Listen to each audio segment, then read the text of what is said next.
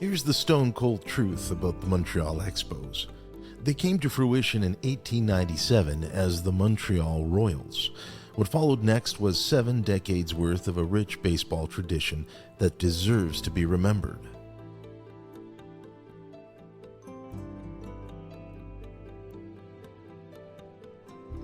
Guess what I'm doing is trying to keep the Expos legacy alive.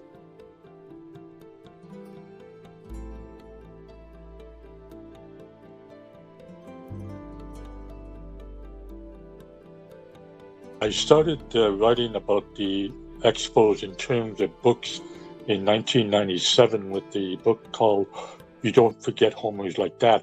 But I had started on the beat with the Expos in 1988. And since then, I've been writing, a lot of newspaper stories, online stories, and so many books. Now, even though the Expos have been long gone, I just have a big passion for the Expos and continuing to write about them, different personalities and executives to keep the Expos in the limelight. The Brooklyn Dodgers purchased them in the 1930s and used them as their minor league affiliate. This is what's known as laying the seeds of baseball before you sow them. Next, Montreal had both Jackie Robinson and Roberto Clemente playing in their organization, 2 legendary baseball players who changed the cultural reality of the game and inspired millions of African Americans and Puerto Ricans across the world. Fast forward to the 1969 expansion year in MLB, and suddenly you have the first ever Canadian team admitted to baseball's National League. Yes, way before the Blue Jays and during what was arguably the best time to be alive in history ever. Not only that, their owner was the 5th richest man in Canada, capable of absorbing losses, being abnormally patient, and eventually giving up on a system of baseball economics that was stacked against him from the start.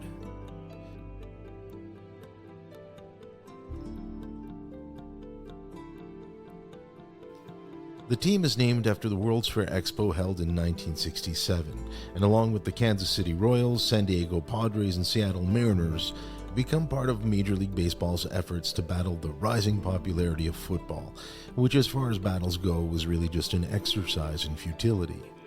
So the Expos found themselves playing in Gerry Park, located in Montreal's North End, and baseball is happening in Quebec.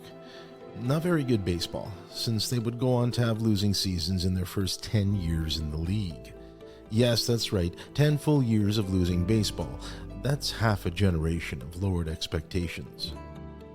By 1977, they would move to Olympic Stadium, which would be their personal Sky Dome until 2004.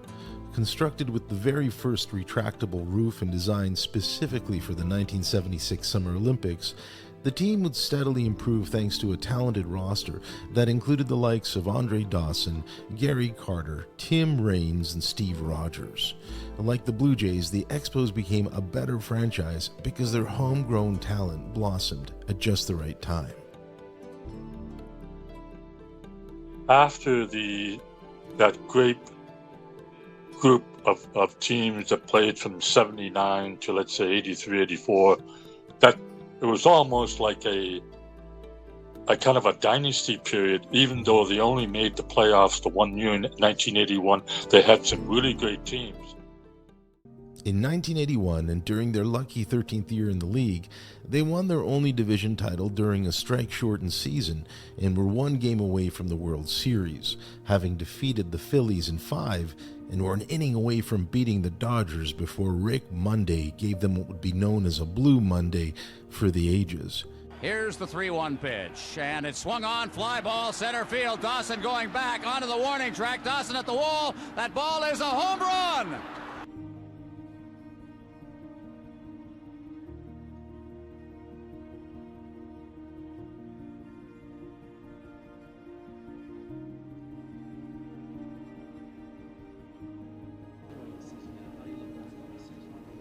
You're asking me 45 minutes after the game how I look back on the season. I look back on it that I was 1 pitch short of making it a fairy tale ending.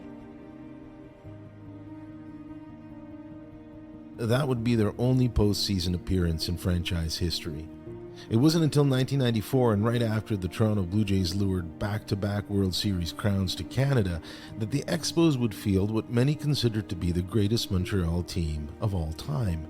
This was an absolute juggernaut that seemed destined for ultimate victory. With players like Larry Walker, Marquise Grissom, Pedro Martinez, Moises Alou, Ken Hill, Darren Fletcher, Will Cordero, and John Wetland, the Expos had a record of 74-40 and were on pace to win 106 games, and were 6 games up on the Atlanta Braves, who had twice their payroll, and they had 24,000 in attendance each and every game, which somehow still feels incredibly low considering how fucking good they were. And then after the 93-94 seasons, when they had really, really good teams and they had the strike and they lost the season, that's when it really started to go downhill in terms of fan support, starting in 1995. This was the moment where years of losing and futility and being in the shadow of Toronto would lead them to the promised land and reward their suffering, loyal fan base with the very best of championship baseball. But then on August 12th, 1994, in a day that truly was infamous, MLB imploded. And the owners savagely ripped apart the hearts of baseball fans everywhere by canceling the rest of the season and the World Series. Yes, they did that, because sometimes being a billionaire is far more important than being just a lowly millionaire. Former commissioner, and at the time soon-to-be Hall of Famer, because he has powerfully rich and influential friends, Bud motherfucking Selig, was quoted as saying that the strike had torn an irreparable hole in the game's fabric. Unbeknownst to the average Montreal fan, it would end up being much, much worse for their beloved Expos. By the time baseball would resume in 1995, the team would lose their core stars to free agency and end up finishing 5th in their division. What followed could best be described as a complete and unprecedented baseball tragedy. Art collector and sports supervillain Jeffrey Loria had spent half a lifetime pursuing ownership of a Major League Baseball team, wanting badly to join the billionaire class with the kind of self-righteous vanity and hubris normally reserved for European kings and pillow czars. Because in 2002, Jeffrey Loria, John Henry, Bud Selig, and Major League Baseball conspired, manipulated, and orchestrated a vile and opportunistic scheme that resulted in the demise of the Expos. 29 other MLB teams ponied up and bought the Montreal Expos for $120 million, effectively letting Loria sell the team to the commissioner's office while allowing him to run the franchise he always coveted. And so on October 3rd, 2004, the Expos lost 8-1 to the Mets at Shea Stadium in New York and had played their final game as a baseball franchise in Montreal.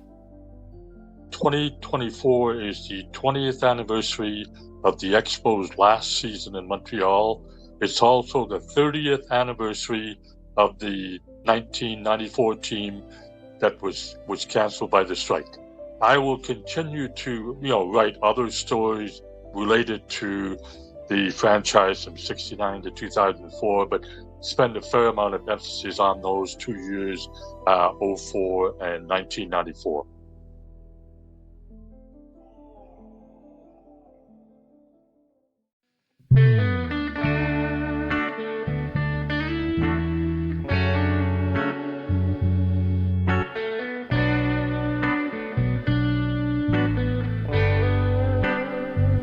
When you got nothing left to give from a day of chasing dreams, settle